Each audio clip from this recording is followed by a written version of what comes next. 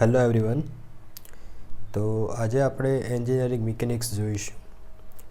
આ જે છે એ આર.એસ. કુર્મીની બુક છે, બરાબર. તો એમાં જે એન્જિનિયરિંગ મિકેનિક્સની થિયરી આપી છે એ આપણે પહેલાં જોઈશું. એના પછી કેટલાક MCQ જોઈશું. તો ચાલુ કરીએ. એન્જિનિયરિંગ મિકેનિક્સ જનરલી કહેવાય કોને? તો એક એવી બ્રાન્ચ છે એન્જિનિયરિંગમાં કે જે ડીલ કરે છે પ્રિન્સિપાલ ઓફ મિકેનિક્સ સાથે. એટલે મિકેનિક્સના જે કોઈ પણ પ્રિન્સિપાલ હોય છે જેની સાથે ડીલ કરે છે અને અપ્લાય કરે છે એન્જિનિયરિંગ પ્રોબ્લેમ્સની ઉપર. હવે એને સબ ડિવાઇડેડ કરવામાં આવે છે બે ગ્રુપમાં. પહેલું ગ્રુપ છે સ્ટેટિક્સ અને બીજું છે ડાયનેમિક્સ. શબ્દ પરથી જ ખબર પડી જાય. સ્ટેટિક્સ એટલે કે સ્ટેડી અને ડાયનેમિક્સ એટલે કે ગતિમાં હોય છે. તો જ્યારે સ્ટેટિક્સ એટલે કે ફોર્સિસ, સ્ટેટિક્સ એટલે એક એવી બ્રાન્ચ છે કે જે જ્યારે બોડી રેસ્ટમાં હોય એટલે કે સ્ટેડી હોય તે સમયે તેના પર ફોર્સિસની જે અસર થાય છે તેની સ્ટડી કરવામાં આવે છે સ્ટેટિક્સની અંદર. જ્યારે ડાયનામિક્સ ડીલ્સ કરે છે forces and there effects while acting upon the body in motion. એટલે કે બોડી જ્યારે મોશનમાં હોય છે ત્યારે તેના પર જે ફોર્સિસ એક્ટ થાય છે તેની સ્ટડી ડાયનામિક્સમાં કરવામાં આવે છે. Dynamics furtherly sub divided into kinetics and kinematics. ડાયનેમિક્સને સબ ડિવાઇડેડ કરવામાં આવ્યું છે કાઇનેટિક્સ અને કાઇનેમેટિક્સ. કાઇનેટિક્સ જે છે એમાં બોડીની જે મોશન થાય છે એની પણ સ્ટડી કરવામાં આવે છે, પ્લસ એ મોશન કયા ફોર્સિસના કારણે થાય છે એ બંનેની કમ્બાઇન સ્ટડી કરવામાં આવે છે. શાની અંદર? કાઇનેટિક્સની અંદર. જ્યારે કાઇનેમેટિક્સની અંદર ફક્ત અને ફક્ત મોશનની જ સ્ટડી કરવામાં આવે છે. એમાં કયા ફોર્સિસના કારણે મોશન થાય છે એની કોઈ પણ ઇફેક્ટ કન્સિડર કરવામાં નથી આવતી, બરાબર. હવે તમને એક્ઝામમાં પૂછાય, બરાબર, કે કાઇનેટિક્સમાં મોશન અને ફોર્સિસ કે ફક્ત મોશનની જ સ્ટડી કરવામાં આવે છે, તો ત્યારે ગૂંચવાઈ જવાય છે, બરાબર. તો તેના માટે કેવી રીતના યાદ રાખવાનું? તો એક હિન્ટ જોઈએ આપણે. તો કાઇનેટિક લુના આવતું હતું, કાઇનેટિક લુના, બરાબર. હવે લુના એટલે કે એક વ્હીકલ છે. વ્હીકલની અંદર તમને ખબર જ છે કે ફોર્સ, પિસ્ટન ઉપર જે ફોર્સ લાગે છે એ ફોર્સના કારણે મોશન થાય છે શાની? વ્હીકલની, બરાબર. તો આ રીતે તમે યાદ રાખી શકો છો કે કાઇનેટિક લુનાની અંદર ફોર્સિસ અને મોશન આ બંને આવે છે. તો એ એટલે કાઇનેટિક્સમાં મોશન અને ફોર્સિસ બંનેની સ્ટડી કરવામાં આવે છે. એનાથી અલગ એટલે કે કાઇનેમેટિક. તો કાઇનેમેટિકમાં ફક્ત મોશનની જ સ્ટડી કરવામાં આવે છે, કોઈ પણ પ્રકારનો ફોર્સિસ કન્સિડર કરવામાં આવતો નથી. તો આવી રીતે તમે યાદ રાખી શકો છો. ફોર્સ કહેવાય કોને? તો કે ફોર્સ જે છે એક એજન્ટ છે. તે શું કરે છે? તો કે એ મોશનને પ્રોડ્યુસ કરે છે અથવા મોશનને ડિસ્ટ્રોય કરે છે. હવે force while acting on a body એટલે કે બોડી ઉપર જ્યારે પણ ફોર્સ લાગતો હોય છે તો તે શું કરી શકે છે? તો તે તમારી બોડીની મોશન જે છે એને ચેન્જ કરી શકે છે. Retard the motion of body means કે જે ગતિ છે તેને ઓછી અથવા વધારે કરી શકે છે. Retard the motion of body, change the motion of body, balance the forces already acting on the body, give rise to the internal stresses in the body. તો આ યાદ રાખી લેવું, MCQમાં પૂછાઈ શકે છે. હવે in order to determine the effect of forces acting on a body we must know the following characteristics of the force. જ્યારે પણ આપણે ફોર્સ બોડી પર લાગતો હોય તો તેને નક્કી કરવું હોય તો ફોર્સની કેટલીક લાક્ષણિકતાઓ તમારે ધ્યાનમાં લેવી પડે કે ફોર્સનું મેગ્નિટ્યુડ કેટલું છે, ફોર્સનું મેગ્નિટ્યુડ કેટલું છે, ફોર્સની લાઇન ઓફ એક્શન ક્યાં છે અથવા કેવી રીતની છે, ફોર્સનો નેચર કેવો છે એટલે કે ક્યાં તો કોમ્પ્રેસિવ છે અથવા ટેન્સાઇલ છે, અને at the point at which the force is acting, કયા પોઈન્ટ ઉપર ફોર્સ લાગી રહ્યો છે, બરાબર. તો આ ચાર વસ્તુ ધ્યાનમાં લેવાની હોય છે જ્યારે તમે ફોર્સને નક્કી કરતા હોય છે, ફોર્સની ગણતરી કરતા હોય છે ત્યારે. ફોર્સનો MKS સિસ્ટમમાં યુનિટ જે છે, MKS સિસ્ટમમાં ફોર્સનો યુનિટ શું છે?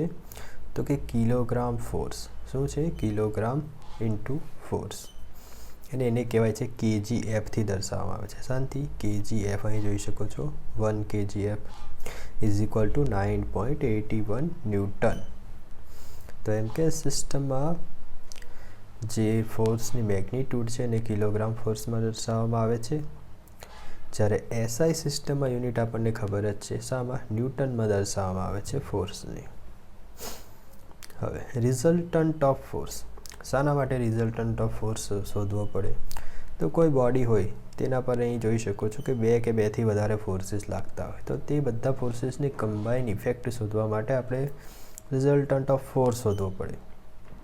હવે આ ત્રણે ફોર્સની અલગ અલગ ઇફેક્ટ હશે. હવે એની કમ્બાઈન ઇફેક્ટ તમે એક જ ફોર્સવાળા દર્શાવો તો તેને કહેવાય એનો રિઝલ્ટન્ટ ઓફ ફોર્સ. હવે રિઝલ્ટન્ટ શોધવા માટે 3 નિયમો છે. Following 3 laws of forces is used for finding the resultant of force. પહેલો નિયમ છે પેરેલેલોગ્રામ લો ઓફ ફોર્સીસ.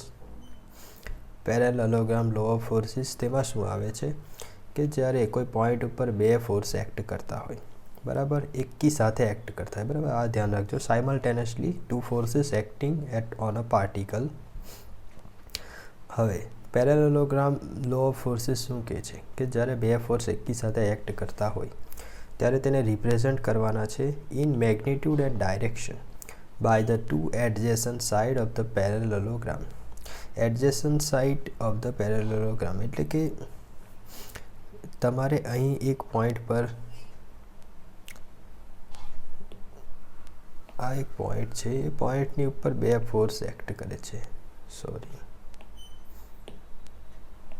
ધારો કે એક ફોર્સ આ છે અને બીજો ફોર્સ આ છે, બે ફોર્સ એક્ટ કરે છે.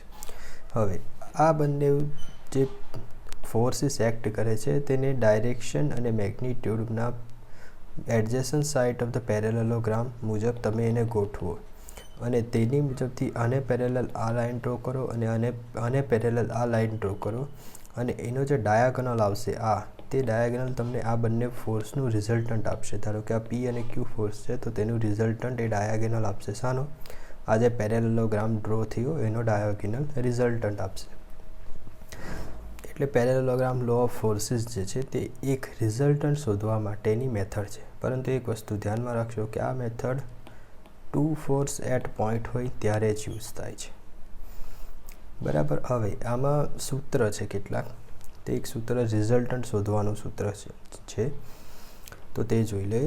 તો બે ફોર્સ એક્ટ કરે છે અહીં, 2 forces P and Q acting at angle theta at point O, બરાબર. O પોઈન્ટ આગળ P અને Q બે ફોર્સીસ એક્ટ કરે છે, તો તેનો resultant is given by R is equal to √P² plus Q² plus 2PQ cos theta.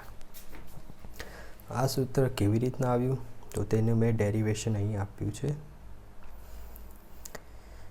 અહીં તમે જોઈ શકો છો આ જે આપણો પેરેલેલોગ્રામ બન્યો, બરાબર. એને હું અહીં રેડ કલરથી અહીં મેં લંબાવી દીધું છે, બરાબર. શાના માટે લંબાવ્યું કે જેથી આ કાટકોણ ત્રિકોણ એટલે કે કાટકોણ ત્રિકોણ બની જાય. કાટકોણ ત્રિકોણ બન્યો, અહીં શું હતું? P હતું, અહીં શું હતું? X હતું. તો આ P પ્લસ X થશે એક એરિયા બાજુ, અને આ જે છે એ y આપણે ધારી લીધી છે, અને આ જે છે આ રિઝલ્ટન્ટ, બરાબર. અને રિઝલ્ટન્ટ સાથેનો એંગલ અહીં છે alpha. Okay.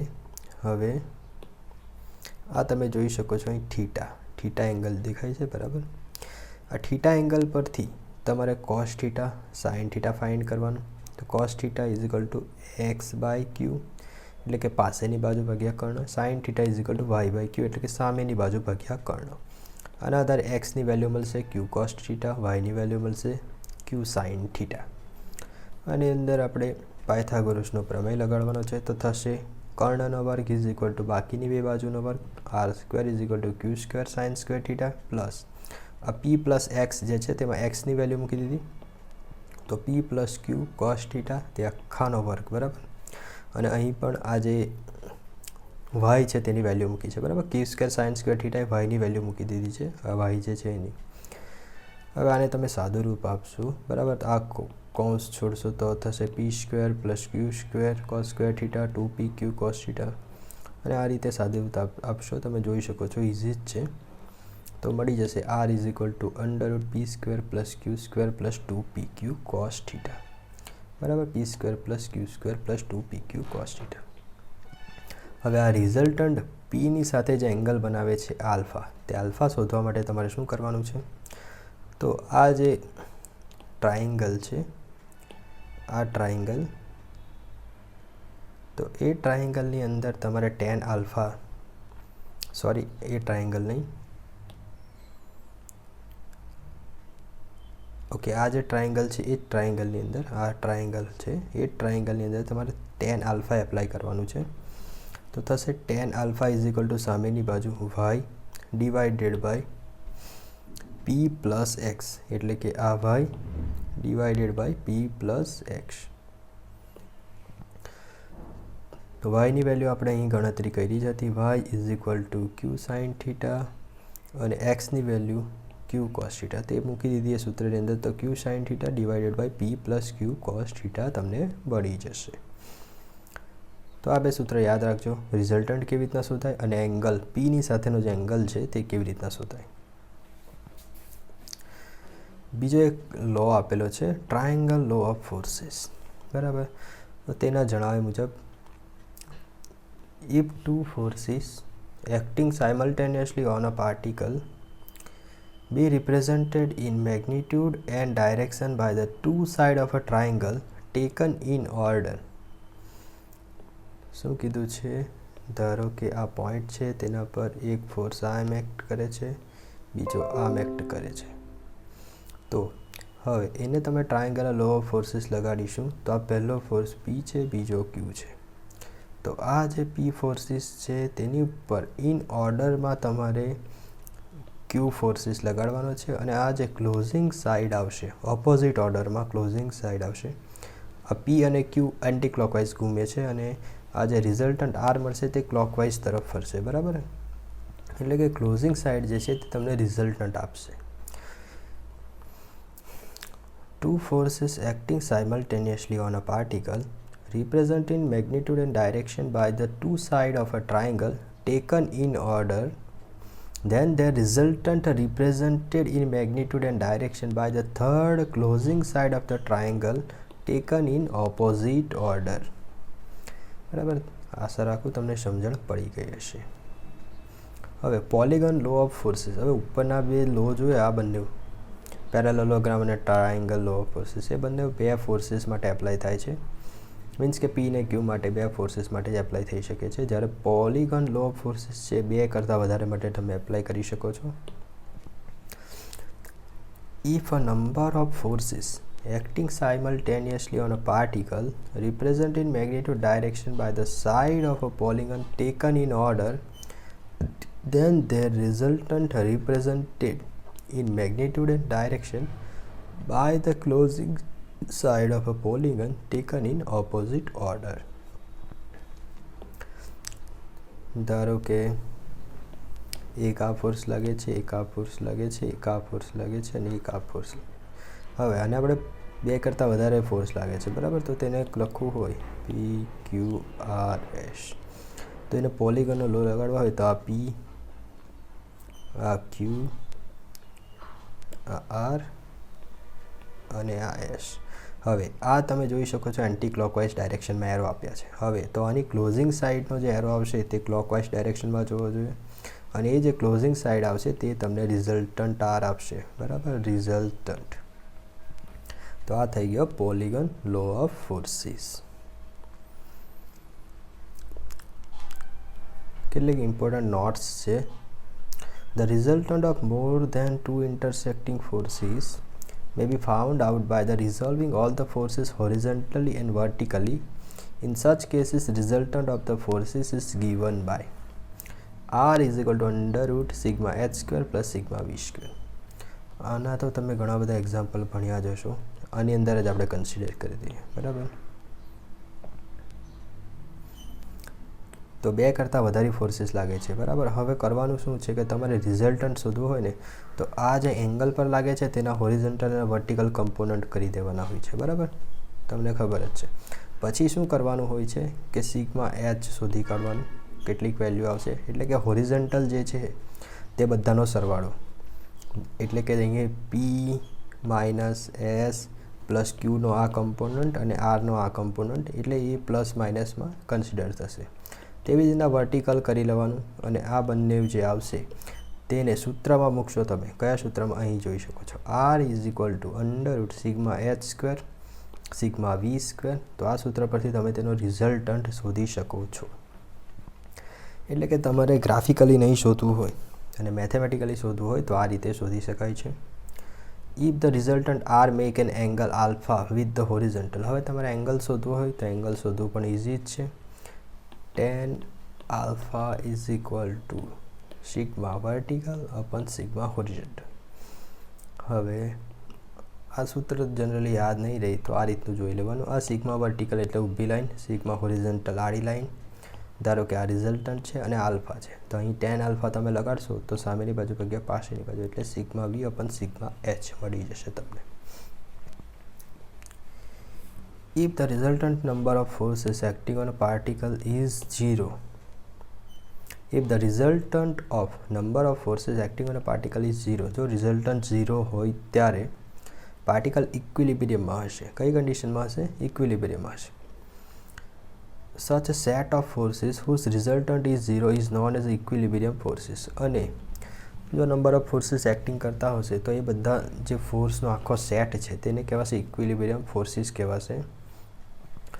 The force which bring the set of forces in equilibrium is called equilibriant. The force, હવે જો આ બધા સેટ ઓફ ફોર્સીસ લાગે છે, બરાબર.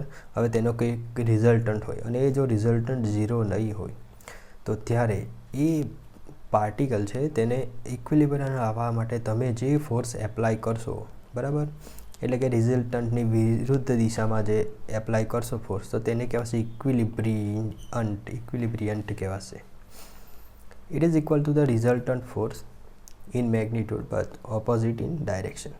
એટલે ઇક્વિલિબ્રિયન્ટ જે છે તેની વેલ્યુ રિઝલ્ટન્ટના જેટલી જ હશે, એટલે કે મેગ્નિટ્યુડ રિઝલ્ટન્ટના જેટલી જ હશે, પરંતુ એની ડાયરેક્શન ઓપોઝિટ હશે રિઝલ્ટન્ટથી, બરાબર. Number of forces acting on a particle will be in equilibrium. Number of forces acting on a particle will be in equilibrium when sigma h is equal to 0 and sigma v is equal to 0. જ્યારે horizontal ફોર્સીસનો સરવાળો 0 હોય, vertical ફોર્સીસનો સરવાળો 0 હોય, તો obviously છે ઉપરના સૂત્ર આની અંદર મૂકી દેશો તમે. કયા? આ સૂત્રની અંદર તમને ખબર પડી જશે કે બધું 0 છે તો રિઝલ્ટન્ટ 0 થશે, બરાબર. નેક્સ્ટ વિડીયોમાં આપણે જોઈશું સિસ્ટમ ઓફ ફોર્સીસ.